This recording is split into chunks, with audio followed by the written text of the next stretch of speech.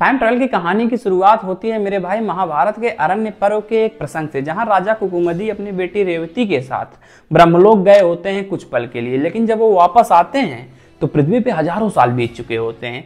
ये बिल्कुल time dilation concept जैसा लग रहा है। लेकिन ये टॉपिक टूल तब पकड़ा मेरे भाई जब 1895 ईस्वी में H.G. वेल्स ने द टाइम मशीन नामक एक नॉवेल लिखी। यह पहली बार था जब टाइम ट्रेवल को किसी साइंटिफिक मशीन द्वारा दिखाया गया था, जिसमें यह था मेरे भाई कि एक टाइम ट्रेवलर 802 AD से 701 AD फ्यूचर में जाता है। इसके बाद से टाइम ट्रेवल एक पॉपुलर साइंस फिक्शन थीम बन गई। उसके बाद सन 1905 ईस्वी में एल्बर्ट आइंस्टीन ने the special relativity of theory का कॉन्सेप्ट लाया, जिसमें उन्होंने कहा कि यदि कोई ऑब्जेक्ट लाइट की स्पीड पे ट्रेवल करेगा तो उसका टाइम स्लो हो जाएगा, उसका लेंथ छोटा हो जाएगा, उसका मास बढ़ने लगेगा। और उन्होंने कहा कि कोई मास वाला ऑब्जेक्ट लाइट की स्पीड पे ट्रेवल नहीं कर सकता, क्योंकि लाइट की स्पीड पे उसका मास अनंत हो जाएगा।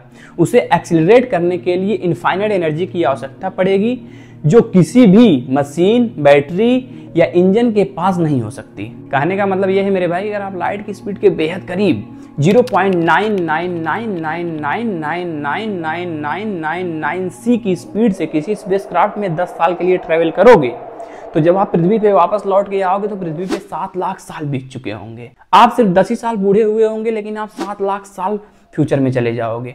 आपके साथी सब मर चुके होंगे। आपको स्पेसक्राफ्ट में लगेगा कि सब कुछ नॉर्मल चल रहा है, लेकिन ऐसा नहीं होता। आपके लिए टाइम स्लो हो जाएगी, बॉडी एजिंग स्लो हो जाएगी पृथ्वी की अपेक्षा। आप फ्यूचर में ट्रेवल कर सकोगे। बस अफसोस की बात यह है कि आज के टाइम पे इतनी स्पीड से चलने वाले स्पेसक्राफ्ट हमारे पास नहीं है।